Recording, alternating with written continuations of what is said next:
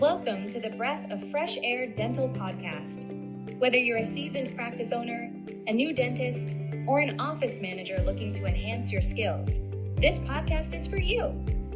Our friendly and knowledgeable hosts are here to answer your burning questions, address common pain points, and provide practical solutions to help you overcome any obstacles you may face. Our hosts, Amanda Demora and Sarah Hamlin, bring to the table lengthy careers in both clinical dentistry and practice administration. They now preside as the CEO and COO of Essential Dental Services. Hi, everyone. Welcome back to the Breath of Fresh Air podcast. I'm Amanda Demora. And I'm Sarah Hamlin. And when I say welcome back, I really mean that because we've taken a little bit of a hiatus, not because we wanted to, but because I think life sort of hit us both. Yeah, to say the least. Yes, in different ways. We've had a lot going on, and I thought maybe we could talk about that a little. For me, I had a baby 2 weeks ago, so... Towards the end of my pregnancy there, it got a little rocky. And I know Sarah, one, just works a ton. I work a fair amount myself, but had a lot going on too. You moved. Mm-hmm. Yes, moved. And also I just kind of feel like since, the end of the year, I mean, obviously I think this happens every year, but it's like through all the holiday time and then, you hit 2025 or the new year and you're like, okay, it's new year, time to do all this stuff. And it just makes for a really busy 3 months. But yes, moved in the middle of that for me. And yeah, kind of all of it was perfect storm for both of us, really. Yes, there was just a ton going on. And we're going to talk about some of that too, some of the professional things. But Sarah, you actually sent me a picture of your book nook, but we have a 3-hour difference, so I didn't get to respond because it was well, I was probably awake because I do have a newborn. But anyhow, the book nook looked really, really cozy. I think that's is that going to be your favorite place in the house? I hope so because, there's a lock on my bedroom door. So that means go into the book nook, lock the door so that children and dogs and maybe husbands can't find me in there. So then it will probably turn into my favorite place in the house, yes. I did send Sarah a little mug for her book nook, which was actually missing from that photo, but I'll wait for an updated one. I have a few more things to add, and then when it's the official picture, the official book nook launch, I will be sure to include the mug.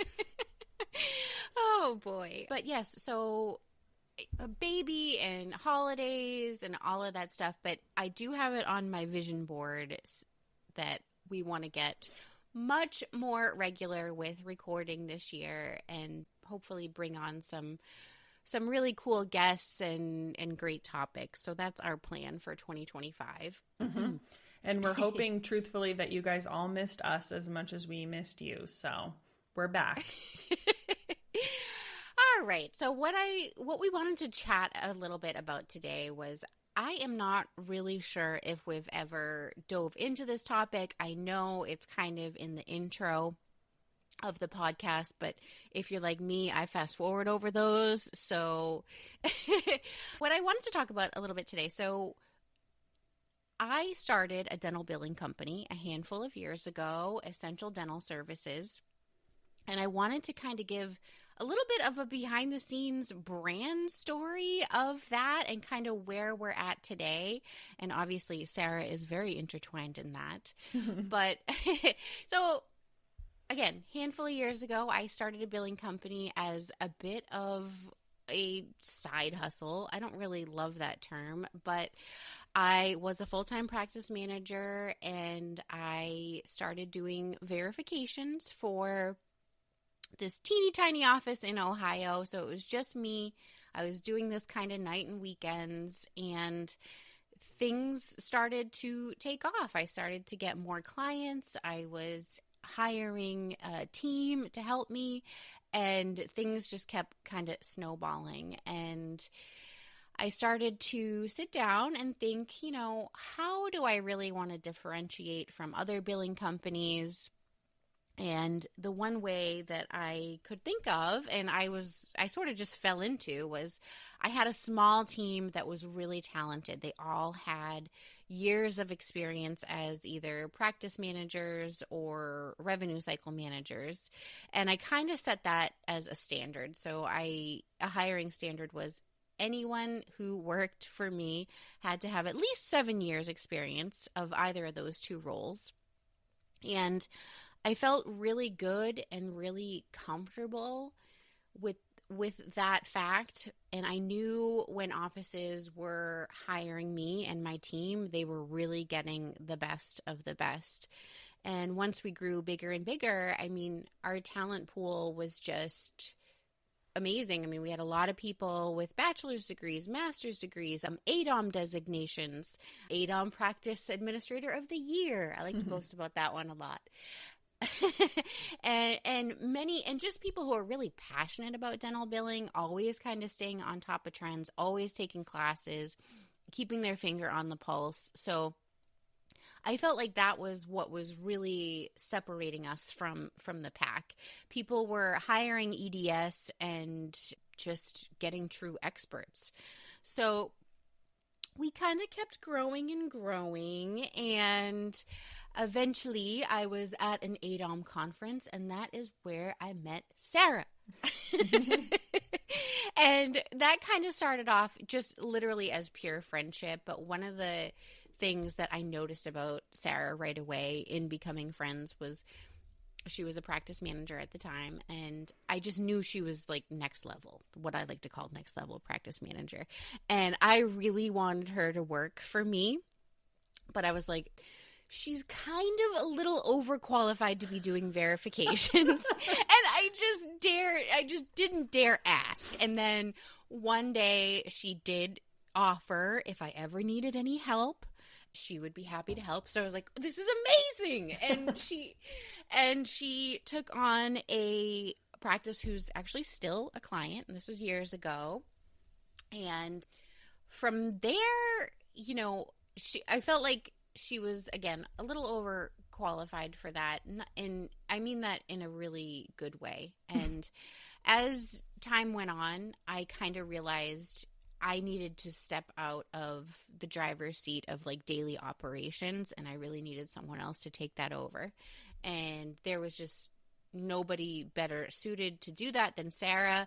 I have said many times she is the best thing that has ever happened to the company for sure. So Sarah stepped in as our COO, completely whipped our operations like into shape with with SOPs and crazy spreadsheets and just operational things that we so very much needed.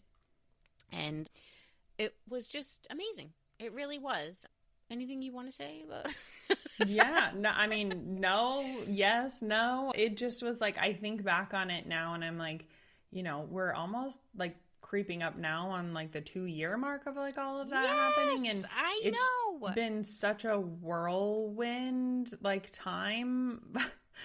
And things just kind of, you know, I think you and I always talk about this, Amanda, how crazy it is that things just all kind of fell into place with everything that happened. And I think about that often as well, as like it just was truly kind of feels like it was like meant to be for, you know, for us to meet and for us to become friends, and for me to be kind of like, hey, you know, this might be a side hustle that I want to do, quote unquote side hustle, even though we don't like that term. And then, and then it just transitioned from there. And now, like where things are at, like, oh my gosh, I just can't believe how nicely it all worked out. Right. We talk a lot about timing and things feeling just very kismet. And so fast forwarding a little bit more, we were at the next ADOM conference the year later, and we happened to sit down with, I guess they're a billing company, but everything is just software based. So there's no account managers. It's just all kind of like, you know, AI and all of that stuff, doing your posting. And I left that meeting feeling very deflated, having a meltdown that that robots were taking over and my billing company was going to be obsolete very soon. And I got over it a little bit, but what I really took away from that was I knew we needed to do something to move us in that direction. We needed tech. We just needed a little boost. And I didn't quite have the answer to that. And then we were approached by a company called DayDream. And the two owners of that company, just super smart. One of the owners, his mom is a dentist. And so he kind of had this passion for creating a platform for dental billing. And he saw the need for it. And they kind of approached us and said, would you be like willing to work together here to create some kind of platform that's going to, you know, help you with verifications and help you do some auto posting and all of those things. So we were like, this is actually really good timing again. And prior to this point, I had been approached by a couple other larger billing companies to be acquired.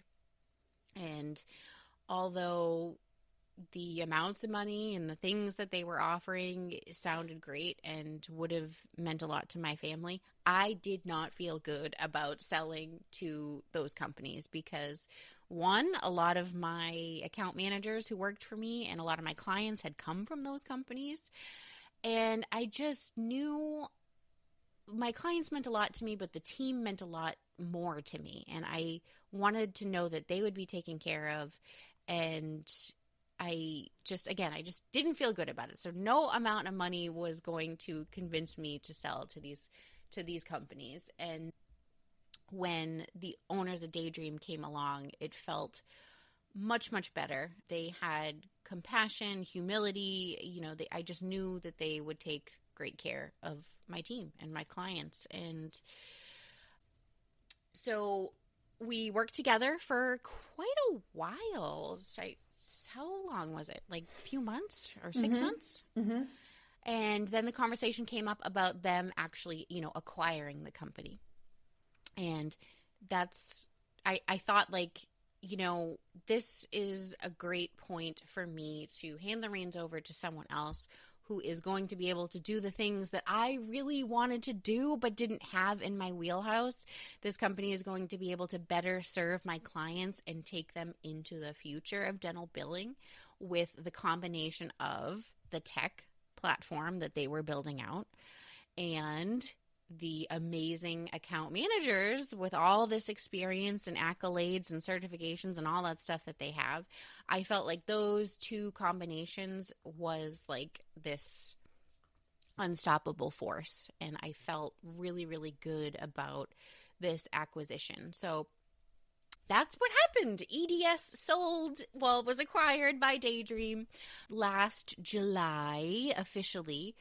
And Sarah is still on the team. I am still on the team. And I'm just really excited about the future for sure. And Sarah is, again, way more in the day-to-day operations than me. And I just wanted her to talk a little bit about like the cool things that the tech does. And that way you guys can kind of hear firsthand how we're the best billing company ever. Yeah. I think that that's what really like sets us apart, right? Is that we have technology in place that is doing some of these kind of, you know, more like ho-hum, boring tasks that are kind of, you know, essentially a lot of dental billing is kind of data entry, honestly. So the tech stuff is really helping us kind of take the data entry part off of our billers' plates so that they can focus more of their time and energy on the tasks that need, you know, experienced dental billers giving feedback. And so that's kind of been our like goal and our approach to like handling like how we move forward with DayDream from the beginning is what can we take off of the billers' plates and what do we want them truly focusing their time and energy and giving all of their experience to. So it's a good mix of still having the billers in place because I think that's a big concern that a lot of people have when they think about like AI or technology in general is like, who's overseeing the technology? Who's making sure the technology is doing what it's supposed to do? Like, is it just kind of going off the rails? And our our like setup really helps kind of find that balance between having the tech in place to be helpful, but still having the oversight of billers who have, you know, years of experience in office and know what they're doing. The exciting thing for me about the tech has been, I guess this is going to make me sound really not techie, but it's pretty remarkable to me how I've been able to kind of say like, hey, we'd really love it if we had like a button here that did this. And within like an hour or two, it happens and the button just appears and it works. And like that has just kind of blown my mind in the process. Right. Every time there's updates or, I'm kind of looking at it, I'm like, this is amazing. Mm-hmm. It was kind of just beyond our wildest dreams, or maybe it was, it was our wildest dream and now it has come true. So I think I'm in a group called Dental Revenue Network, which Sarah is into. There's a couple different channels within it. And one of the channels is owners or former owners of dental billing companies. And one of the things we were discussing is some of these other companies where it is just the technology with no oversight and the issues that kind of come up with that. And one of the biggest things is, secondary insurance, which I always feel like needs a set of eyes. And that's, you can correct me if I'm wrong, but any secondary payments, right, they kind of get flagged and the account manager has to look those over manually, right? Mm-hmm. Yep. Which is awesome. Because otherwise it just goes a little haywire. And so little things like that, I think, make a big difference for sure. So that is kind of the very abbreviated brand story of Essential Dental Services and now DayDream. But again, I am really excited to see the future of dental billing and what it looks like, and I really feel like DayDream is at the helm of that, and it's really nice to be a part of it for sure.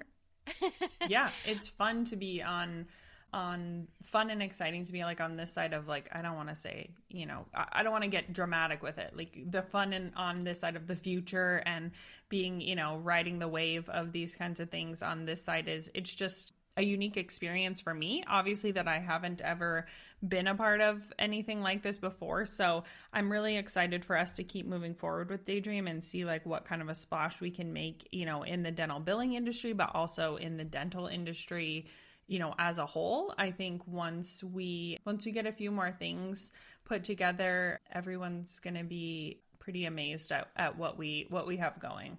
Mind blown. And so the CEO of DayDream, his name is Shreyas, and we would really love to have him come on the podcast at some point to like get real nerdy about the tech side. But he actually was on another dental podcast, which I'm going to link in the show notes. So you guys, if you're interested in hearing a little bit more about that before we can get him on, please go take a listen to it. And the hosts of that podcast are great too. And that's a great podcast. So again, I'll link that in the show notes for you guys. But otherwise, one of the things I was thinking was how kind of ADOM really like circled into all of this, because you and I met at the ADOM conference, and then the following year is when I had my meltdown after meeting with that other company, and I would love to kind of chat about ADOM a little bit more on another podcast too, and just how impactful it can be and the connections you can make there, and like sort of where we even went in our careers, I think. Yeah. Not necessarily because of ADOM, but it's certainly like weaved its way into the story. And yes, absolutely. Right. I mean, I think it's just important for people to hear that. And, if you're on the fence about joining ADOM, I think that, maybe that might change people's mind and push them towards it. Yeah. Unfortunately, we already talked about this, I think, previously, but I didn't get to go to the conference this past year because I was pregnant. That darn baby just getting in the way of everything. Quite literally. but I know DayDream has a booth at the next conference, right? Yep. We're going to be there. We have a booth. We're really looking forward to it. I think quite a few pieces and parts of our team are going to be there, whether it's our billing team coming, to attend, or whether it's some of our ops teams. Our CEO and CTO are going to be there helping man the booth as well. So we're excited to kind of like have a presence there this year. The other thing that I'll say, without getting too much into ADOM, because of course I think we can spend its own 30 minutes talking about that. But just to say that, never in my wildest dreams, truly in my wildest dreams, would I have thought that, these stories that you hear of people being like, oh, I met my best friend at ADOM or like, whatever. I seriously never thought that was going to be me. Like I had been kind of in and out of ADOM for several years, and like while I had felt like it was a helpful resource, I had never like really made that like true connection in that way, and I never expected to, honestly. When I was like reading these stories, I'm like, oh, that's great for these people, but like that's never gonna happen for me. And it truly did. Like Amanda just kind of, we fell into each other's laps, honestly, met at dinner one night, and then it honestly like changed the entire like trajectory of my career and also my personal life. Amanda and I are close personally and text and talk, almost daily. Yes. Right. Since we met 2.5 years ago or whatever it is now. So to say that ADOM changed my life is honestly it's not incorrect. And it's kind of crazy that it ended up being, that thing that made the difference. I never thought that it would, but it really did. I totally agree. And same when I wouldn't call myself an introvert. And of course, like I occasionally get out there and speak at conferences and things, but I am kind of reserved and keep to myself a little bit. And it just so happened that at that conference that Sarah and I met at, they had a Facebook group and someone posted on there, hey, I'm at the bar if anyone wants to meet me. And I was there by myself and Sarah was there by herself. And we both saw this post and we both were like, you know what? The heck with it. We're going to go meet. And that woman's name is Tara. And it was just the three of us sitting there, and one thing led to another. And then the three of us were pretty much inseparable for the rest of the conference. And Sarah and I obviously have talked, like we said, almost every single day since meeting. And I think, just a little bit of putting yourself out there can surprise you for sure. It certainly surprised me. And honestly, without that, I mean, a lot of things would have just been different. I don't think my company would have been the same. And I made a great friend, and it was just, as we said, a little life changing. And we've had a lot of fun since then. Yep. And it is very much exactly like you said. I mean, I would for sure classify myself in the introvert category. And like doing that with the Facebook group and like, going to meet up with somebody I don't know is extremely outside my comfort zone. And to this day is probably not something that I would necessarily do again. I think I would be very tempted to stay in my, my own hotel room or go to dinner by myself instead. So yeah, I don't know what in the universe was compelling us, and it was all for a reason, obviously. So I'm glad it all happened the way it did. I kind of agree where I'm not sure I would do it again. 'Cause like, can lightning strike twice? I don't think so. Yes, I can attest that Sarah has been traveling and dining out alone rather than Yes, good point. A book and at a restaurant, that's my, I'm happy to sit there and do that. We went to Chicago almost a year ago because it was in March, which I just can't believe. And one of the things, so every year at the end of the year, if you are a Starbucks fan, you get this like yearly recap, and it's how this is just a random tidbit. how many Starbucks locations you've been to and like what was your most ordered drink and what was. So when her and I were in Chicago, I was like, Sarah, we got to hit like all the Starbucks that are near us because I want my yearly recap to reflect all this. And I don't travel very much. So I'm like, now is the time. Oh, I get my yearly recap, and it wasn't how many locations you visited. It was how many cities. So, like, all those 5 Starbucks that we went to in Chicago got lumped into one, and I am not happy about it. Dang it. Right. And when I was in Hawaii, like, I made sure we went to a Starbucks, and I'm not happy, but...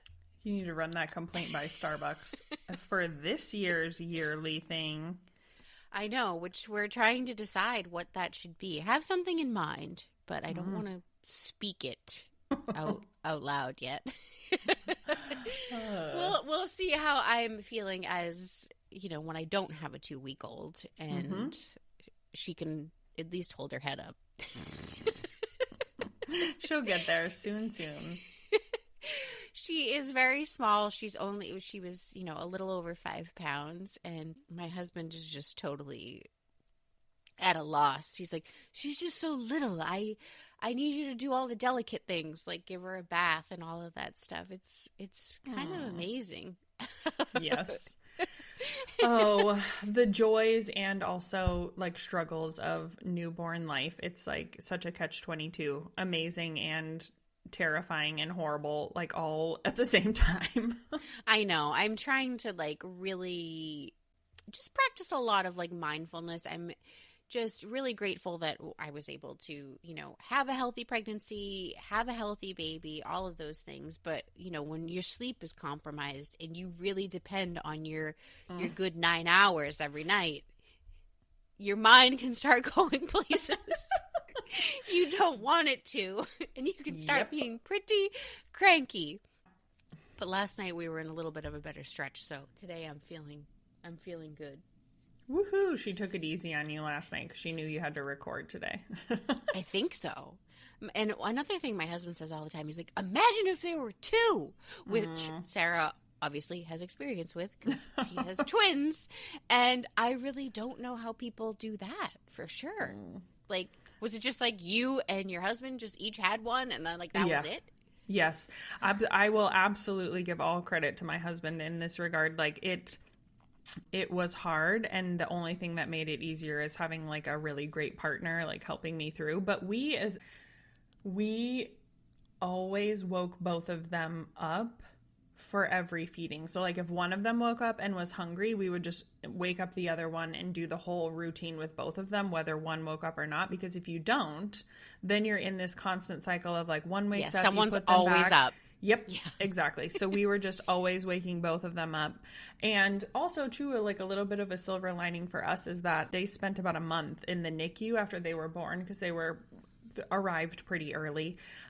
And that month in the NICU really got them on a routine because in the NICU, they do feedings and changing every like 3 hours. So it was the same thing for them, whether they were up or not. It was like, nope, you're getting up, you're getting your diaper changed, you're getting fed every 3 hours. So they were on a pretty good like 3 hour like routine and cycle by the time we came home, which is kind of a nice silver lining of that whole process. They were trained. That's actually... Yeah. There was talks of me delivering quite early, and that is one thing that they mentioned was like they're on a regimen in the NICU. So if they're, like you said, silver lining, if that were to happen, that was one thing to look forward to. Yes, was one pro. They're on militant baby schedule. Yes, in the NICU. Those nurses they drive a tough ship over there, But yeah, it was, I mean, honestly, now, like, my kids are 6.5 now, and I'm like, the newborn stage feels a very long time ago to me and, like, very fuzzy around the edges. So I'm like, oh, it wasn't that bad. And you in the middle of it are like, I think you're just forgetting. Yeah, you're just forgetting. Well, I think I did forget, and that is what somehow convinced me to have another child. But...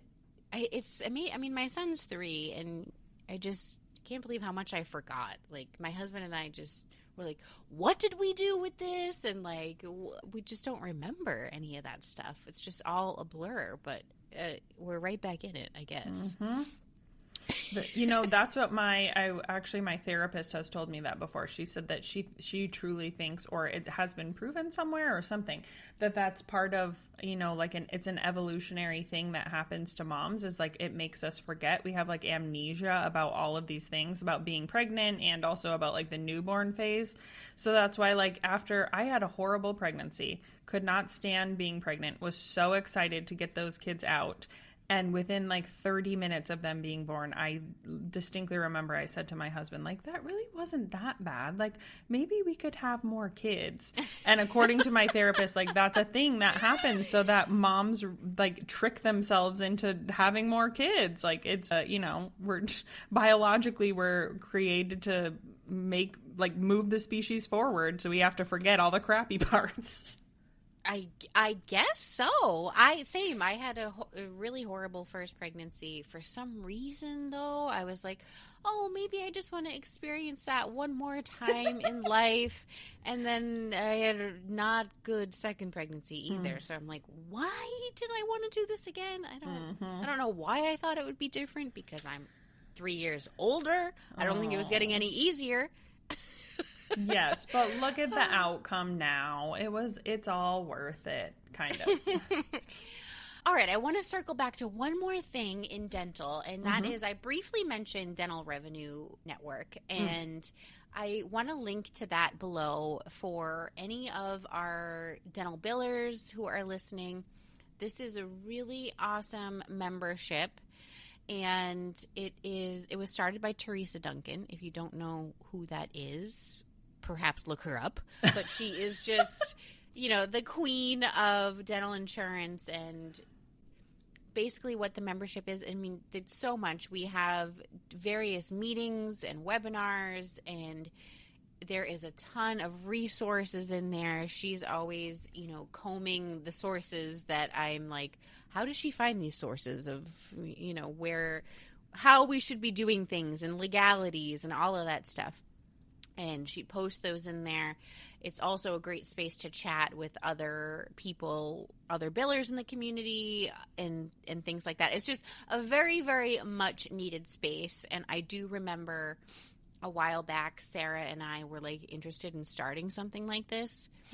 And Teresa has just, I mean, she's taken it to the next level. Whatever I had in mind was not this. So there's an app. There's, you know, it's awesome. So I want to link that below for anyone interested. Please, you know, check it out. Even if you just kind of join for a month, and if it's not for you, you can certainly leave. But I don't think you will. I'm in there all the time, and like I said, it's filling a much needed void in the industry for sure. And just like more, what I love about it is, you know, resources, like you said, for all of those kinds of things that we're always asking, like, who can tell me how I should be billing this or what I should be doing, whatever. Teresa can tell us, thankfully, and now we have those resources at our fingertips. And honestly, I just picked up my phone when you said that there's an app, because I don't think I knew there was an app. I'm always on it on my computer. No, I know, I'm always on my computer, so I shall be getting the app immediately. Man, yes. I didn't even know you could access it from you know, just a webpage or your browser. Gosh. Hilarious. Yes. We're okay, all I'm over going to the be map getting here. the app. But just proof. No matter how you want to get your information, you can get it one way or another. It's on there, but the app is nice because you kind of get, obviously, little alerts when people are commenting or something is posted or whatever it might be in your events that you're kind of signing up for through there. And if you are a dental billing company or, you know, anything of that sort, she has a lot of resources for people in that position too, and how to, you know, kind of grow and market yourself, and, you know, how to find ways to write blog articles for companies and things like that. So all around, great network to be a part of. And I think that's all I have for today. I know we've been gone a while. We've only been talking for 34 minutes. I thought it was going to be a lot longer. Yeah, this happens to me sometimes. No, we touched on a lot of things. I feel like it was great. Hopefully everybody appreciates, a little bit of like a more personal connection episode for us to kind of fill you guys in and kind of let you know how we got here and where we come from. And also hopefully that helps you, understand the experience that we have when we're on here talking about the ways you should be doing things and shouldn't be doing things. Like, hopefully we have proven that we kind of know what we're talking about a little sometimes. There are some people who entrust us with that, and occasionally. Right, there are reasons behind that. So, yes, it was nice to tell our kind of background and brand story and what the future hopefully holds and all of those things. So, all right, we will catch everyone on the hopefully very soon next episode. Yes, talk to you soon. Bye.